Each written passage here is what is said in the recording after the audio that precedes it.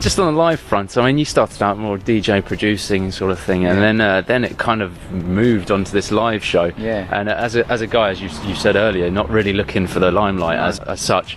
Was it a hard transition moving into that? Yeah, that sort of thing? very hard. Like the hardest thing I've had to do. You know, I used to have like hardcore like panic attacks almost. I mean, not be able to eat in the morning and stuff like that. I mean, I remember playing Glastonbury. I mean, basically, I had a bit of I had a very sort of steep learning curve. I mean, like my first gig was like to 400 people, like a sold out gig.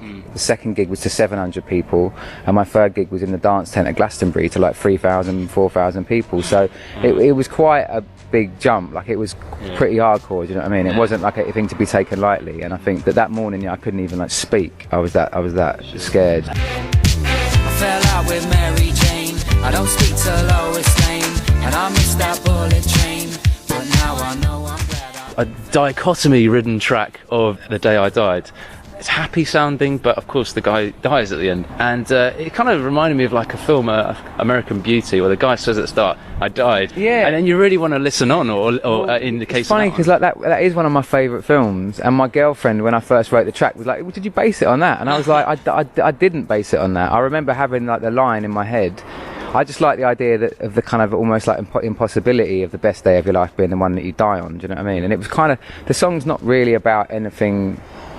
Absolutely, it's about a lot of different things, and I think that it's kind of cool the way loads of people were kind of like debating stuff on the internet, and like were telling me there was people writing essays about this virtually on like below the YouTube thing, and like I like the idea that people were completely confused by it. Like my sister, when I sent it to her as like a demo, like rung me up and was like, "Oh, I love it, you know, it's really nice." And then she phoned me like a day later and was like, "Oh my god, it's really sad." So I like that kind of thing. Particularly films and books and stuff that have that kind of like you don't quite know where you are with it kind of quality is what interests me. I guess I never saw that taxi.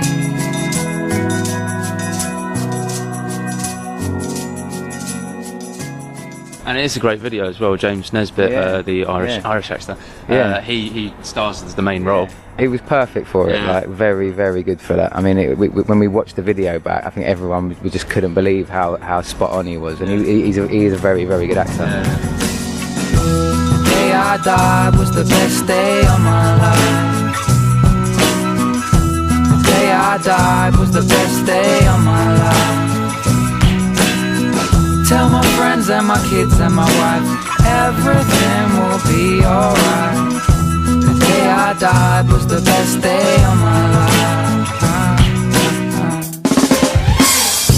And talking on the video front, it's all doom and gloom, because there's the funniest video, because I'm an Anchorman fan, and the No Time video is brilliant. And you must have had a good fun doing that. I laughed doing that. Yeah, it was kind of like it was quite funny because like we had to do a little bit of kind of acting and kind of like I don't know. It was just like getting the sort of like the Des Lynam hair and the tash and stuff was quite bizarre actually. When they actually did it, everyone was just like bugging out because I just looked completely different. Like I remember when my mum and dad saw like a still of it, they were just like freaking out because it just looked so different from me. Still can't grow a moustache. No, don't worry, I'm with you. And yeah, just talking about that comedy front, because you do that. There was a kind of a thank you video on the YouTube, and you do those kind of false teeth. It started with the label wanting me to do like a kind of making of sort of video. Like they wanted me to get some footage from the studio of me, like recording stuff and all that sort of thing. And what I realised is that when you're recording, like when you're making music and recording, the last thing you want to be doing is like setting up a camera and like filming it. Do you know what I mean? It's just it's rubbish. Like you don't want to be doing that. So all I did, I just faked it and just basically had me like playing loads of stuff and normally playing it really badly, and the whole joke was that that it had been an amazingly creative year, and then I had loads of shots of me just sitting around like getting drunk on like bottles of vodka and like basically doing nothing. So it was just I just wanted to like take the piss out of those kind of like, hey, here we are in the studio, we're making some hits today. You know what I mean? It's like that's not me at all.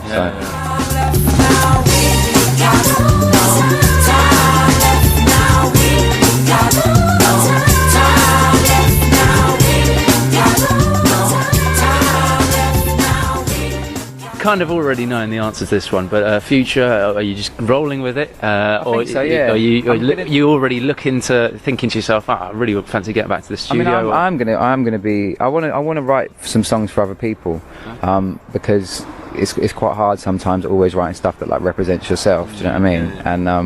And working on your own can be quite stressful as well, because you only have yourself to kind of like to sort of bounce off. Do you know what I mean? So I think the idea of like writing some songs with some other people, it's just more fun. Do you know what I mean? So I'm just looking forward to just doing that really, and trying to write some songs that I don't have to go and like promote and do it. I can just sit there and just wait for them to come on the radio or whatever. Do you know what I mean? That would be kind of cool to be able to be writing songs for people and then them taking them away and doing the hard bit. I said low and behold, I just wanna know why I'm so cold, and I hope I learn before I get old, how I can burn when I feel so cold. Thanks very much, Jack. It's been brilliant, and I hope you have a great one tonight. Wicked, cheers man, nice to meet you.